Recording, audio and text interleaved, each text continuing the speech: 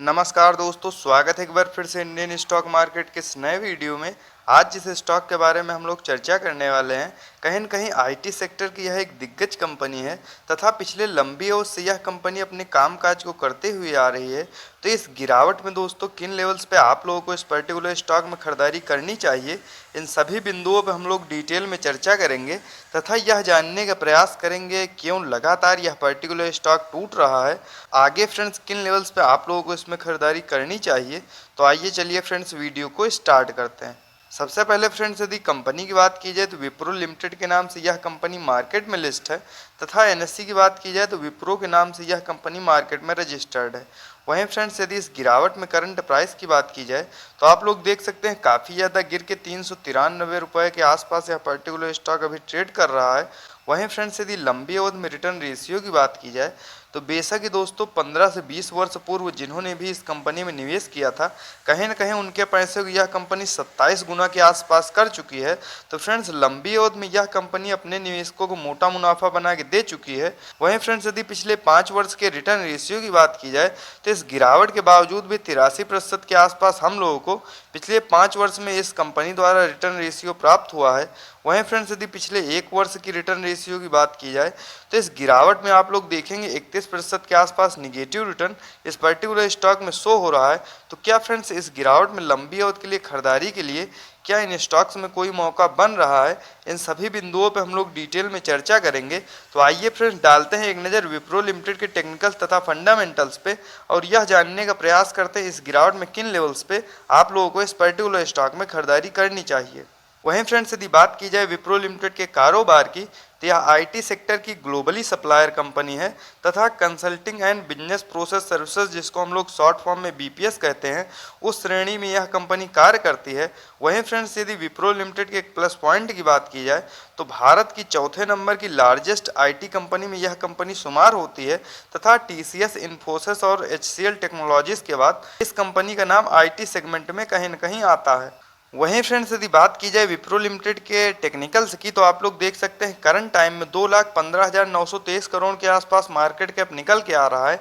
तो कहने का तात्पर्य फ्रेंड्स यह एक लार्ज कैप की कंपनी है तथा इस गिरावट में करंट प्राइस की बात की जाए 394 रुपये के आसपास यह पर्टिकुलर स्टॉक अभी ट्रेड कर रहा है। वहीं फ्रेंड्स यदि हाई लो की बात की जाए तो आप लोग देख सकते हैं 740 का हाई लगाने के बाद 391 का लो लगाने के बाद कहीं न कहीं फ्रेंड्स यह पर्टिकुलर स्टॉक अपने लो के आसपास अभी ट्रेड कर रहा है।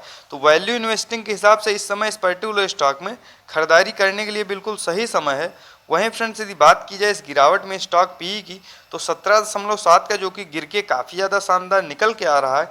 वहीं फ्रेंड्स यदि बुक वैल्यू की बात की जाए तो 119 की तथा डिविडेंड यील्ड हम लोग देखते हैं तो 1.52% का जो कि काफ़ी शानदार निकल के आ रहा है। तो कहने का तात्पर्य फ्रेंड्स समय समय पर ये कंपनियां अपने लाभांश को अपने शेयर धारकों के बीच में वितरित करते आ रही हैं। तो यह भी फ्रेंड्स इस पर्टिकुलर स्टॉक के लिए एक प्लस पॉइंट है।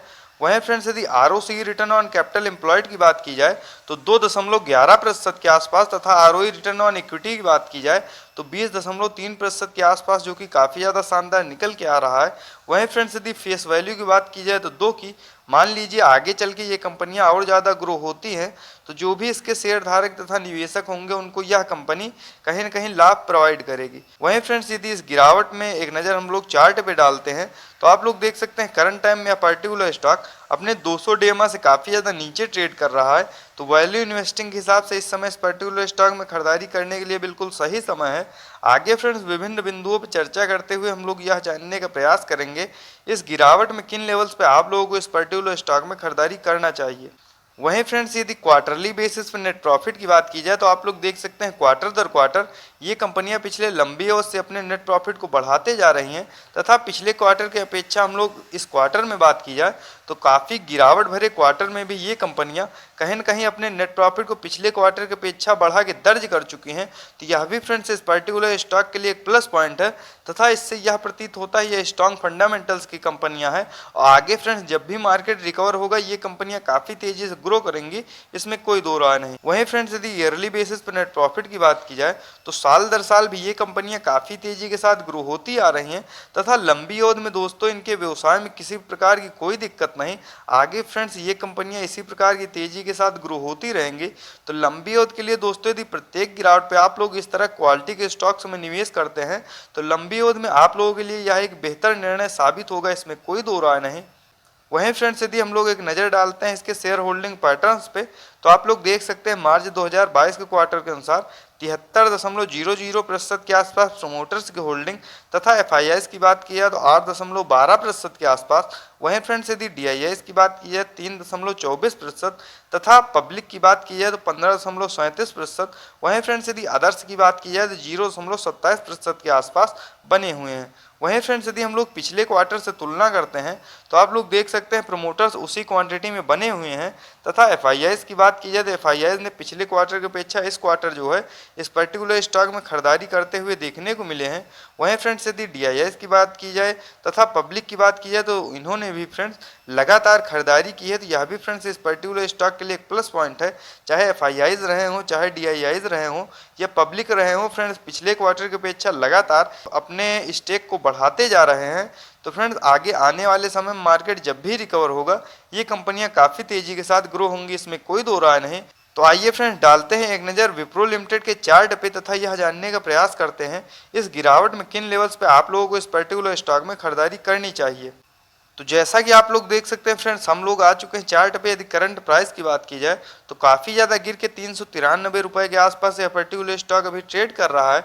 वहीं फ्रेंड्स यदि आरएसआई लेवल की बात करें जो कि 26 का निकल के आ रहा है तो वैल्यू इन्वेस्टिंग के हिसाब से फ्रेंड्स इस समय इस पर्टिकुलर स्टॉक में खरीदारी करने के लिए बिल्कुल सही समय है। यदि आप लोग भी फ्रेंड्स इस पर्टिकुलर स्टॉक में फ्रेश इन्वेस्टिंग करना चाहते हैं तो 380 रुपये से लेकर 390 के आसपास इस पर्टिकुलर स्टॉक में फ्रेश इन्वेस्टिंग की जा सकती है। बशर्ते फ्रेंड्स इस गिरावट में आप लोग इस तरह क्वालिटी के स्टॉक्स में लंबी अवधि के लिए निवेश करें तथा ये स्ट्रॉन्ग फंडामेंटल्स की कंपनियां आगे फ्रेंड्स जब भी मार्केट रिकवर होता है ये कंपनियां काफ़ी तेज़ी के साथ ग्रो करेंगी और लंबी अवधि के लिए आप लोगों को ये कंपनियां मोटा मुनाफा बना के देंगी, इसमें कोई दो राय नहीं। तो इस प्रकार के टेक्निकल्स तथा फंडामेंटल्स के साथ वीडियो को देखने के लिए सब्सक्राइब करें चैनल को तथा लाइक करें वीडियो को।